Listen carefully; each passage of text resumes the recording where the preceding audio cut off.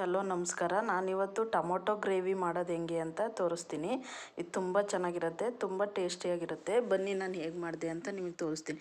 ಮೊದಲಿಗೆ ನಾನು ಟೊಮೊಟೊ ಈರುಳ್ಳಿ ಕಟ್ ಮಾಡಿ ರೆಡಿ ಮಾಡಿ ಇಟ್ಕೊಂಡಿದ್ದೀನಿ. ಒಂದು ಬಾಣಲಿ ಇಕ್ಕಿ ಅದಕ್ಕೆ ಸ್ವಲ್ಪ ಆಯಿಲ್ ಹಾಕಿದ್ದೀನಿ. ಅದಕ್ಕೆ ಕಟ್ ಮಾಡಿ ಇಟ್ಕೊಂಡಿರೋವಂಥ ಈರುಳ್ಳಿ ಹಾಕ್ತಾಯಿದ್ದೀನಿ. ಅದನ್ನು ಚೆನ್ನಾಗಿ ಫ್ರೈ ಮಾಡೋದೇನು ಬೇಡ, ಸ್ವಲ್ಪ ಫ್ರೈ ಆದರೆ ಸಾಕು. ನಾನಿವಾಗ ಫ್ರೈ ಮಾಡ್ತಾಯಿದ್ದೀನಿ. ಅದಕ್ಕೇ ಸ್ವಲ್ಪ ಬೆಳ್ಳುಳ್ಳಿ ಹಾಕ್ತೀನಿ. ನಾನು ಸ್ವಲ್ಪ ಬೆಳ್ಳುಳ್ಳಿ ಹಾಕಿ ಅದನ್ನು ಸ್ವಲ್ಪ ಫ್ರೈ ಮಾಡಿದ್ರೆ ಸಾಕು, ಜಾಸ್ತಿ ಏನು ಫ್ರೈ ಮಾಡೋದು ಬೇಡ.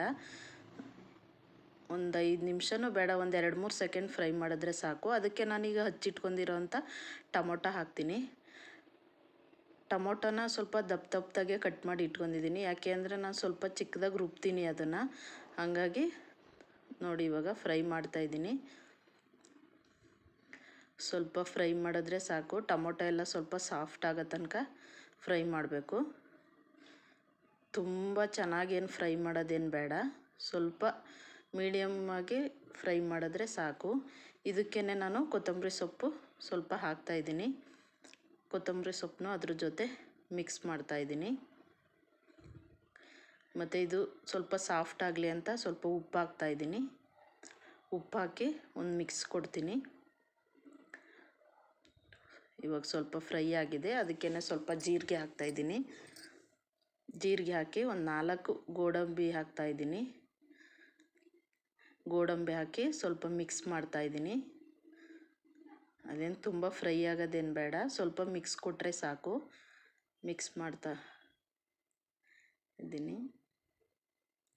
ಇವಾಗ ಇದಾಗಿದೆ ನೋಡ್ಬೋದು ನೀವು. ನಾನು ಗ್ಯಾಸ್ ಆಫ್ ಮಾಡಿದ್ದೀನಿ. ಸ್ವಲ್ಪ ತಣ್ಣಗಾಗೋಕ್ಕೆ ಇಟ್ಟಿದ್ದೀನಿ.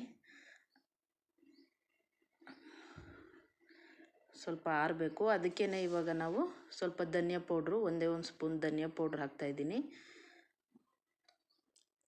ಧನಿಯಾ ಪೌಡ್ರು ಮತ್ತು ಚಿಲ್ಲಿ ಪೌಡ್ರು ಎರಡನ್ನೂ ಹಾಕಿ ಸ್ವಲ್ಪ ಮಿಕ್ಸ್ ಕೊಟ್ಟು ನಾನಿಲ್ಲಿ ಕಲ್ಲಲ್ಲಿ ರುಬ್ತಾಯಿದ್ದೀನಿ. ಅತಿ ನುಣ್ಣಗೇನು ರುಬ್ಬೋದು ಬೇಡ. ಸ್ವಲ್ಪ ಟೊಮೊಟೊ ಎಲ್ಲ ಸ್ವಲ್ಪ ಸಾಫ್ಟ್ ಆಗೋ ತನಕ ರುಬ್ಬಿದ್ರೆ ಸಾಕು. ನುಣ್ಣಗೆ ರುಬ್ಬುವಷ್ಟು ಅವಶ್ಯಕತೆ ಇರಲ್ಲ. ನಾವು ಫ್ರೈ ಮಾಡೋದ್ರಿಂದ ಅದು ಬೇಗ ಆಗುತ್ತೆ. ನೋಡಿ ಇಷ್ಟೇ ನಾನು ರೆಡಿ ಮಾಡಿದ್ದೀನಿ. ಇವಾಗ ಆಗಿದೆ ನಮ್ಮದು ಮಸಾಲೆ ರುಬ್ಬಿದ್ದು. ಇವಾಗ ಒಂದು ಪ್ಯಾನ್ಗೆ ಎಣ್ಣೆ ಹಾಕಿದ್ದೀನಿ. ಅದಕ್ಕೆ ಸ್ವಲ್ಪ ಸಾಸಿವೆ, ಒಂದೇ ಒಂದು ಈರುಳ್ಳಿ ಕಟ್ ಮಾಡಿ ಹಾಕಿದ್ದೀನಿ. ಸ್ವಲ್ಪ ಫ್ರೈ ಮಾಡಬೇಕು. ಫ್ರೈ ಮಾಡ್ತಾಯಿದ್ದೀನಿ. ಅದಕ್ಕೇ ಸ್ವಲ್ಪ ಕರಿಬೇವಿನ ಸೊಪ್ಪು ಸ್ವಲ್ಪ ಫ್ರೈ ಮಾಡಿದ್ರೆ ಸಾಕು. ಇದು ಫ್ರೈ ಆದ ನಂತರ ಇವಾಗ ರುಬ್ಬಿಟ್ಟಿರೋಂಥ ಮಸಾಲೆನ ಅದಕ್ಕೆ ಹಾಕ್ತಾಯಿದ್ದೀನಿ. ಮಸಾಲೆನ ಅದಕ್ಕೆ ಹಾಕಿದ್ಮೇಲೆ ಒಂದು ಮಿಕ್ಸ್ ಕೊಡಬೇಕು.